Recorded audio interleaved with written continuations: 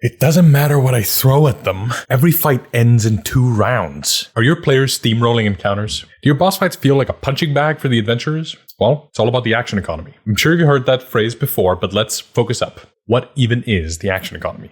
Well, here's a dirty little secret. D&D is a skirmish game. A turn-based tactics game with some non-mechanical role-play sandwiched in between. And like every tactics game, combat is about who gets to act the most. If one side gets way more turns than the other, they win. So if your big bad evil guy gets 1 turn and your party of 5 gets 5 turns, yeah, he's dead. And if you don't understand that, you're kind of fighting an uphill battle. Welcome to Mystic Arts, where we completely ignore the game rules until we need them to win an argument. My name is Daði, I'm a professional writer and director, and I've been DMing for 10 years. I sat down and wrote a bunch of scripts about running combat, and I realized I never actually covered the action economy. Let's fix that real quick. At its core, the action economy is simple. 1. Each creature has a limited number of actions per turn. 2. More actions, more better. If one side gets way more actions than the other, that side wins. This is why one big monster against 5 players is always a bad fight. Imagine a CR7 stone giant versus 5 level 5 characters. The giant, 2 attacks per turn. The players, 5 attacks per turn. Minimum. Some of them might have extra attack by now. The stone giant is going down in a round or 2, and probably before he even gets to do anything interesting. It's not a fair fight, and that brings us to an important point. D&D looks like a role-playing game.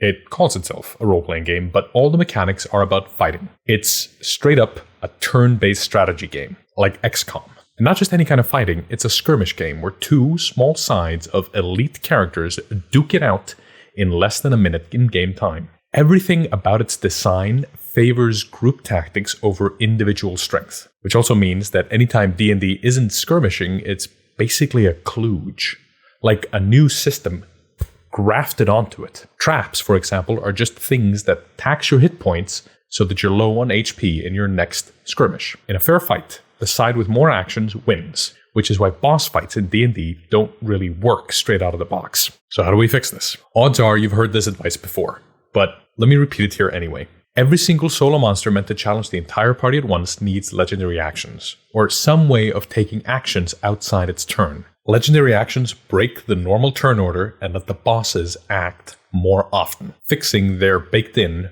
bad action economy. A boss without legendary actions fights like this. It acts once. The players act 5 times. It acts once again. The players act 5 times. It's dead. With legendary actions, it acts once, the players act 5 times, it acts 3 more times before its next turn, and then it acts again. Now, the action economy is closer to even, and it begins to feel like a boss fight. If you're homebrewing a boss monster, the easiest fix is to give them legendary actions, even if they aren't a legendary creature. Legendary here just means important. And you should easily be able to think of legendary actions for all of them. As soon as you name a monster, it'll feel legendary. A run-of-the-mill bandit captain doesn't get legendary actions, but Leopold the Bandit King is a legendary creature. He should be able to attack as a legendary action, and on Leopold's turn, he orders the other bandits to move and attack as his bonus action. And if he's hit with an attack, he can use a reaction to cast Shield. Matt Colville's video on action-oriented monsters is foundational on this topic, but in short, in order for a single monster to be challenging, you gotta give good actions, bonus actions, and reactions to it. And don't be afraid to have fun with it. The legendary necromancer should be able to cast cantrips as a legendary action, and once per round, as a special legendary action, he could even do a feature that's not a spell: summon more undead. Suddenly, there's 8 more skeletons on the field, every round, and now we're playing with the action economy. If you don't do this kind of stuff, every solo monster ends up being a punching bag. And if all you do is add more hit points, it's just an especially hefty punching bag. But there's another reason action economy is brutal for the DM. One people talk about way less, but is way more important. An average D&D fight is 5 player brains versus 1 game master brain. You're always going to lose that fight. Players coordinate, strategize, and dogpile enemies. Meanwhile, you're over here trying to control 8 goblins, an owlbear, a kobold alchemist with a spell list, and a random gelatinous cube one of them wandered into on the way in. You're one person trying to manage 6 different stat blocks. So here's the cheat code. Your monsters don't have to be smart. You run them on a script. Instead of one mastermind running all the enemies, play with simple goals in mind. Goblins, run in, stab, and use nimble escape to disengage. Owlbear, eat the shortest party member and run off with them. Kobold Alchemist tried to save itself from the tank charging it. And Gelatinous Cube slowly moved towards the rest of the party. What's more is that you can cheat a little here.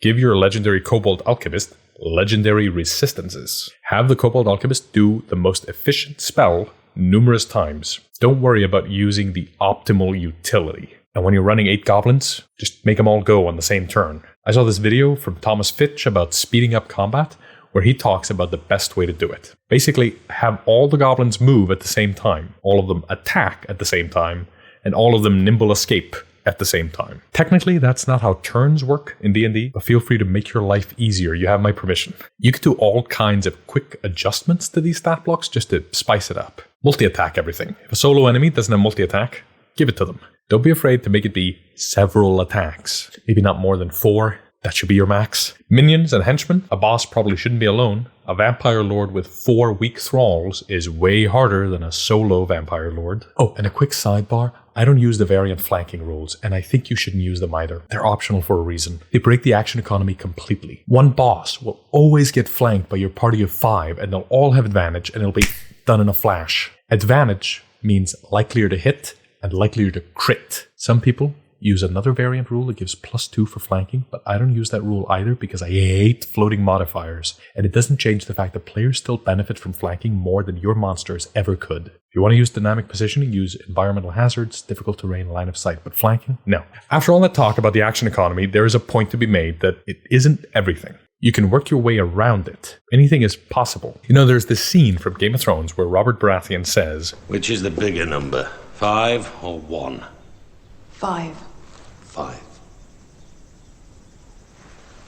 1. Well, it's possible to carefully craft the scenario where the one action that the bad guy gets is so powerful that it loops back around to being stronger than anything the players could possibly do. But this usually involves AoE. The Red Dragon's breath weapon, for instance, is just one action, but it's a powerful breath attack that can hit the whole party at once and can down player characters if they fail their saves. If you create a boss that uses loads of AoE attacks, like the dragons or the Pit Fiend's fireball, or whatever else, you can make one action be worth 5. But I think that's a little more of an advanced DMing trick. It's tough to balance around. Next week, we'll talk about how there's another combat-based economy that isn't as much talked about as the action economy. Tune in on Thursday for more of that. But that's where we'll pick it up next time. Thanks so much for watching this video. This channel is run by me and my girlfriend. And if you want to support us directly, consider joining our Patreon, where this month, Adept tier members get the Warlord. Experience being the ultimate full martial support character. You'll make your teammates better by making tactical decisions in the heat of battle with your orders and maneuvers. If you're feeling especially generous, you might like this video, comment, share, or subscribe and hit the bell to be notified when we release new videos. Until next time, keep studying the mystic arts.